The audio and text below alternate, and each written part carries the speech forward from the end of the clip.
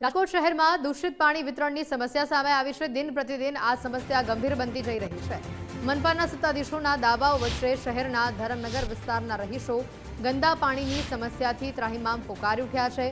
અહીંયા અંદાજે 900 થી વધુ મકાનોમાં દૂષિત પાણી વિતરણ થઈ રહ્યું છે, જેના કારણે નાના બાળકો અને વડીલો બીમાર પડી રહ્યા છે। સ્થાનિક રહીશો દ્વારા અસંખ્ય ફરિયાદો કરવા છતાં પણ તંત્ર દ્વારા કોઈ જ સંતોષકારક નિરાકરણ લાવવામાં આવ્યું નથી।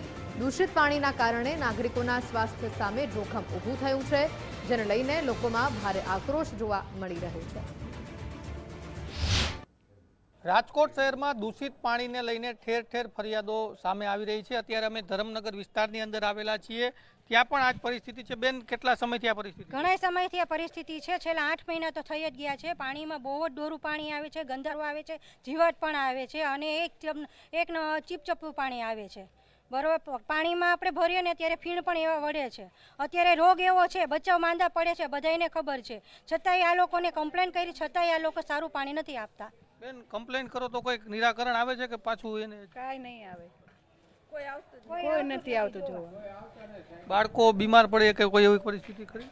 બધાય તાવમાં જ તાવ શરદી ને ઉધરસ ને બધાયના ઘરમાં બધાયને ઈ જ તકલીફ છે। દવાખાનામાંથી ઈ જ કે છે, પાણીના હિસાબે થાય છે। ચોક્કસ પાણી જન્ય રોગચાળો વધી રહ્યો છે। કાકા, કેટલા સમયથી આ પરિસ્થિતિ છે? હા સર, પણ કેટલા ટાઈમથી ફરિયાદ છે, પણ હવે આપણને એમ થાય કે ક્લોરોફિન નાખ્યું હશે, કદાચ એના હિસાબે આ તકલીફ હશે। એકચ્યુઅલી આ લોકોને ખરેખર તો અટાણે ચાંદીપુરસ વાયરસ હાલે છે, તો આ લોકોને અટાણે ધ્યાન દેવું છે। નાના બાળકો છે, આ કોઈ પૈસાવાળી સોસાયટી નથી કે ભાઈ હાઈ ફાઈ સોસાયટી છે, એના માટે આ લોકોને ખાસ ધ્યાન રાખવું છે અને વિનંતી રાખી છે। અમે તો હાથ જોડીને રિક્વેસ્ટ કરી છે કે જરાક ધ્યાન આપવું, જરાક ધ્યાન આપવું, તો તમારી મહેરબાની અને તમારું કામ સારું થાય, અમે એ રીતે ઈચ્છીએ છીએ। કોઈ ખરાબ ઈચ્છતા નથી કે ભાઈ તમારું કોઈ ખરાબ થાય। કેટલા સમયથી આ પરિસ્થિતિ છે?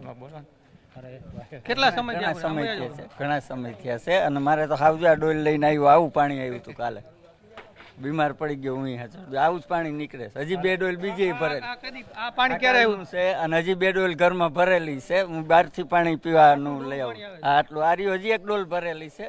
જો હાલો અંદર આવીને કોઈ ધ્યાન નથી દેતું? ફરિયાદ કરો તો કોઈ તપાસ કરવા નથી આવતા। એ આમાં જે પાણી આવે એટલે અમે ફરિયાદ એટલી કરી, કોઈ ધ્યાન નથી દેતો, કોઈ સાહેબો આવતા પાણી આવતું નથી સર। એકચ્યુઅલી ઓછું આવે અને પાછું એકદમ ઓલું આવે અને પ્લસ બધા અહીંયા મોટરો મૂકે છે અને માણસો બિચારા બધા રાડું નાખે છે, પણ અહીંયા કોઈ ધ્યાન દેવાવાળું નથી સર।